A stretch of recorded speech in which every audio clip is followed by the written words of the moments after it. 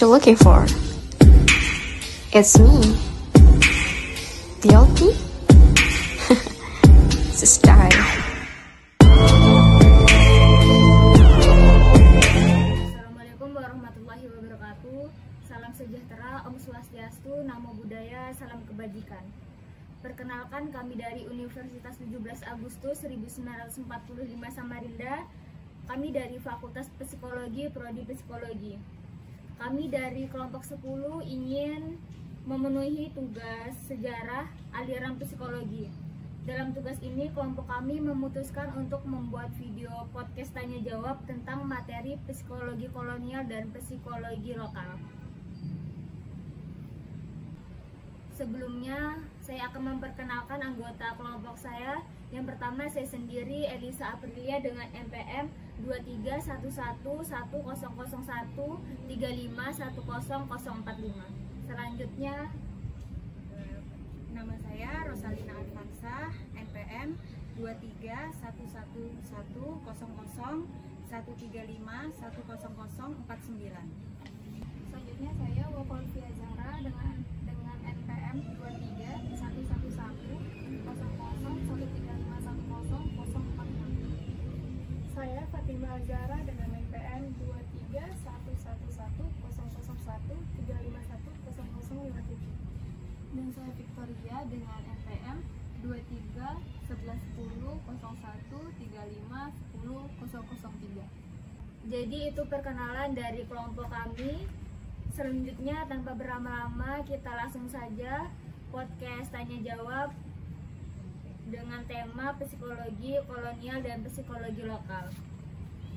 Jadi psikologi kolonial dan psikologi lokal merujuk pada dua pendekatan dalam studi psikologi yang mempertimbangkan pengaruh kolonialisme dan budaya lokal terhadap pemahaman psikologi.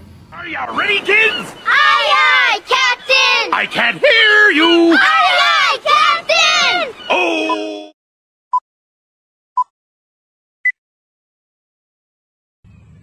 Oke, selanjutnya pertanyaan pertama adalah bagaimana pengaruh kolonialisme dalam pengembangan psikologi di Indonesia, khususnya terkait dengan psikologi kolonial, dan apa perbedaan dengan konsep-konsep psikologi lokal yang berakar dalam budaya dan tradisi masyarakat Indonesia. Psikologi kolonial di Indonesia ini mencerminkan pengaruh dan dominasi ide-ide psikologis Barat selama masa kolonial. Konsep-konsep ini lebih cenderung mengadopsi pandangan dan teori-teori psikologis dari Barat tanpa mempertimbangkan konteks budaya lokal. Mereka cenderung melihat masyarakat Indonesia dari sudut pandang Barat, yang pada beberapa kasus mengabaikan nilai-nilai, tradisi, dan kearifan lokal dalam memahami perilaku dan kesehatan mental. Di sisi lain, psikologi lokal di Indonesia berakar dalam tradisi, budaya, dan kebijaksanaan yang ada dalam masyarakat Indonesia. Lebih menekankan pada nilai-nilai budaya, filosofi, dan kearifan lokal dalam memahami pikiran, perilaku, serta kesehatan mental. Konsep ini lebih terkait dengan nilai-nilai seperti gotong royong, kearifan lokal, sistem kepercayaan tradisional, dan filosofi budaya yang menjadi dasar pemahaman terhadap individu dan masyarakat di Indonesia. Perbedaan mendasar antara psikologi kolonial dan psikologi lokal ini terletak pada pendekatan yang digunakan dalam memahami kesehatan mental dan perilaku manusia. Psikologi kolonial lebih cenderung menggunakan kerangka kerja dan teori-teori dari Barat, sementara psikologi lokal lebih menekankan pada kearifan lokal yang diperoleh dari tradisi dan budaya masyarakat Indonesia. Oke, jadi kesimpulannya adalah psikologi kolonial lebih cenderung menggunakan kerangka kerja dan teori-teori dari Barat. Sementara psikologi lokal lebih menekankan pada kearifan lokal yang diperoleh dari tradisi dan budaya masyarakat Indonesia. Selanjutnya, yang kedua adalah bagaimana psikologi kolonial di Indonesia mempengaruhi cara pandang terhadap kesehatan mental dan perilaku masyarakat pada masa kolonial. Baik, pada masa psikologi kolonial di Indonesia, pada masa itu seringkali menciptakan pandangan paternalistik yang merendahkan masyarakat pribumi, menganggap mereka inferior. Hal ini mempengaruhi cara pandang terhadap kesehatan mental, membuat stigma terhadap gangguan jiwa, dan masyarakat cenderung diabaikan atau dianggap kurang penting dalam perawatan kesehatan mental. Selain itu, pandangan ini juga dapat mempengaruhi perilaku masyarakat, membuat mereka enggan mencari bantuan atau merasa malu untuk mengakui masalah kesehatan mental. Jadi kesimpulannya adalah psikologi kolonial cenderung kepada pendekatan yang terpisah dari konteks budaya lokal, mengakibatkan kurangnya pemahaman terhadap faktor budaya yang mempengaruhi kesehatan mental. Selanjutnya adalah yang ketiga, bagaimana pandangan psikologi kolonial berperan dalam pembentukan kebijakan kesehatan mental di Indonesia dan perubahan yang terjadi ketika pandangan tersebut mulai diakui atau diubah. Pandangan psikologi kolonial pada masa itu cenderung meremehkan atau mengabaikan masalah kesehatan mental masyarakat pribumi. Sebagai hasilnya, kebijakan kesehatan mental pada masa kolonial seringkali minim atau tidak memadai untuk memenuhi kebutuhan masyarakat. Namun, seiring dengan perkembangan pemahaman akan pentingnya kesehatan mental dan lokal, ada perubahan dalam kebijakan. Pengakuan akan pentingnya kesehatan mental dalam masyarakat Indonesia telah mendorong perubahan kebijakan yang lebih inklusif dan berbasis budaya. Dalam konteks ini, upaya pemerintah dalam lembaga terkait perkembangan untuk mengakui dan menyediakan layanan kesehatan mental yang lebih luas dan terjangkau dan lebih sesuai dengan nilai-nilai lokal masyarakat. Jadi kesimpulannya adalah pada masa itu masyarakat lokal selalu diremehkan dan direndahkan dan menyebabkan kesehatan mental masyarakat pada saat itu sangat rendah.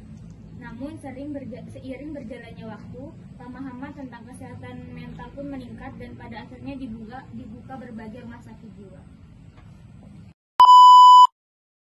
Selanjutnya adalah pertanyaan keempat, apa perbedaan signifikan antara pendekatan psikologi kolonial dan psikologi lokal dalam memahami aspek kesehatan mental di Indonesia? Ya, jadi pendekatan psikologi kolonial cenderung melihat kesehatan mental dari sudut pandang yang terpisah dari konteks budaya dan nilai-nilai lokal. Mereka sering mengabaikan atau meremehkan konsep-konsep budaya dalam pemahaman gangguan jiwa. Sementara itu, psikologi lokal mempertimbangkan nilai-nilai tradisional, kepercayaan, dan norma-norma budaya dalam memahami kesehatan mental. Ini mengakui pentingnya konteks budaya dalam memahami, mencegah, dan mengobati gangguan jiwa serta menekankan pendekatan yang lebih baik dan terintegrasi dengan nilai-nilai lokal dalam menangani masalah kesehatan mental. Berarti kesimpulannya adalah psikologi kolonial sering mengabaikan atau meremehkan konsep-konsep budaya dalam pemahaman gangguan jiwa. Sedangkan psikologi lokal justru mempertimbangkan nilai-nilai tradisional, kepercayaan, dan norma-norma budaya dalam memahami kesehatan mental. Selanjutnya pertanyaan yang kelima adalah bagaimana perbedaan antara psikologi kolonial dan psikologi lokal yang mempengaruhi upaya penanganan gangguan mental di Indonesia hingga saat ini?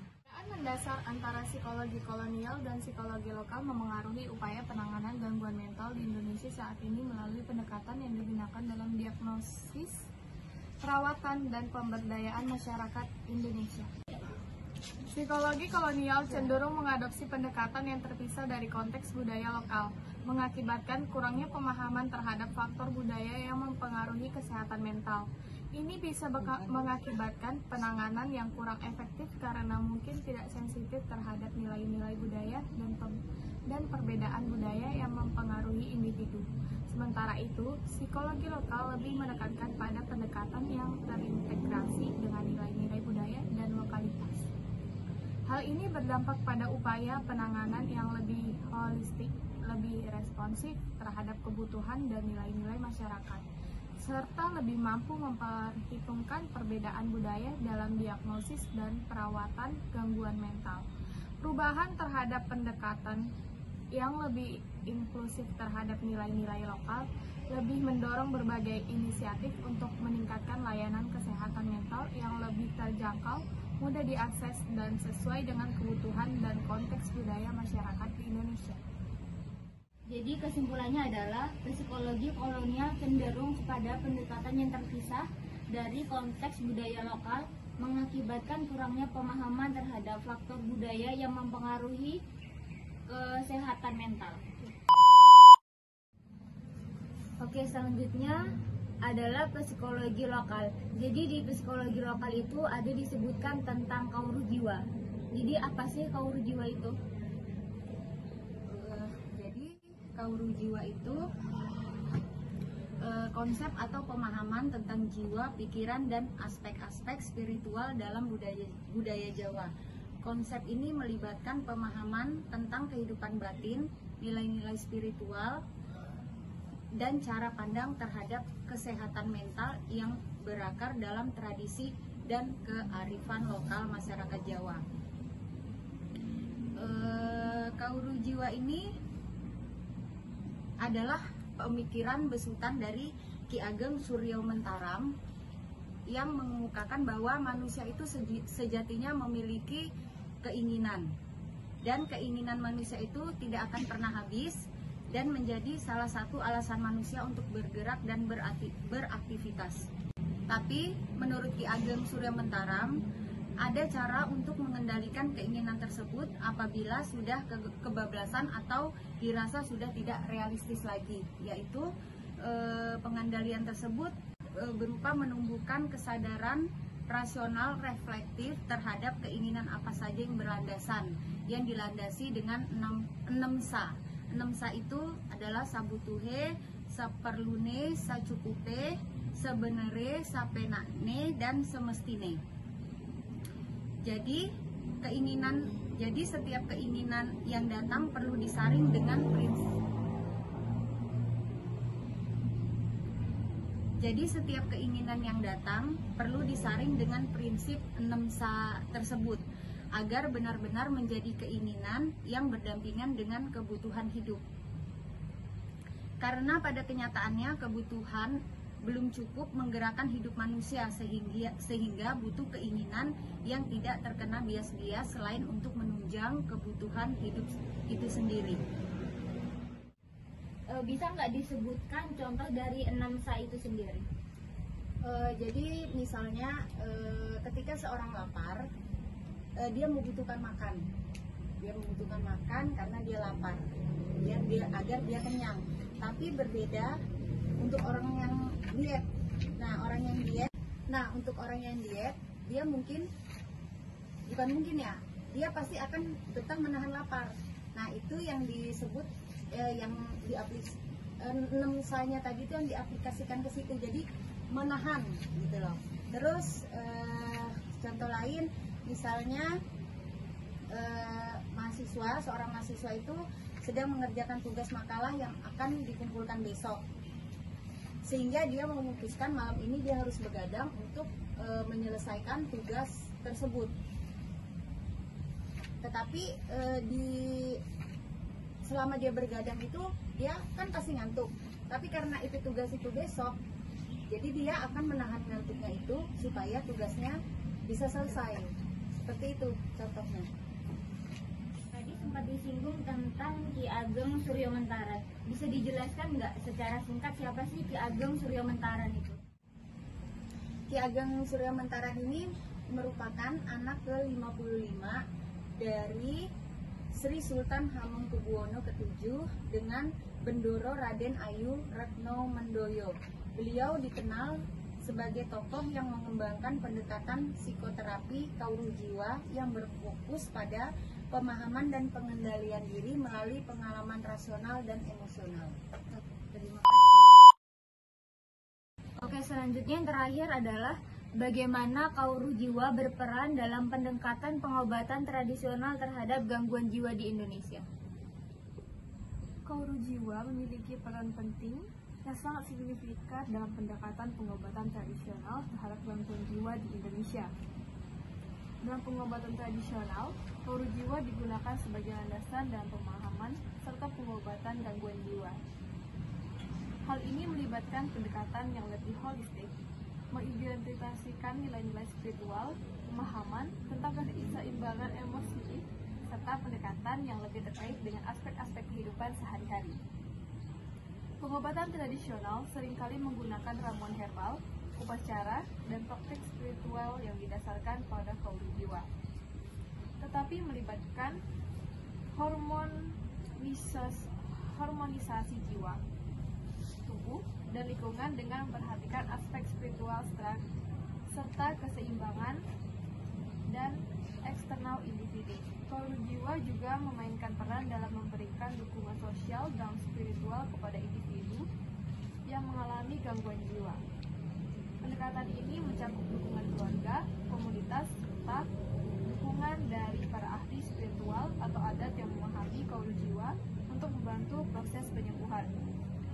Meskipun banyak pengobatan tradisional, mengadopsi konsep kaulur jiwa penting untuk diingat bahwa pengobatan ini seringkali bersifat komplementer dan bukan pengganti perawat medis dalam hal formal. Berarti meskipun banyak pengobatan tradisional mengadopsi konsep kaulur jiwa, penting untuk diingatkan bahwa pengobatan ini seringkali bersifat komplementer dan bukan pengganti perawatan medis formal.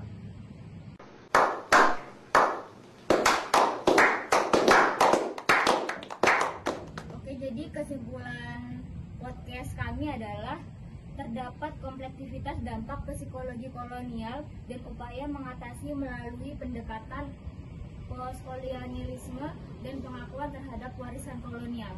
Ilmu kedokteran dan psikiatri memiliki peran dalam konteks politik kolonialisme. Pengembangan teori lokal seperti kaulur jiwa menunjukkan upaya integrasi budaya dalam pemahaman psikologi dan psikoterapi. Mungkin sekian podcast kami, kurang lebihnya mohon maaf, semoga bermanfaat buat teman-teman dan kami pribadi.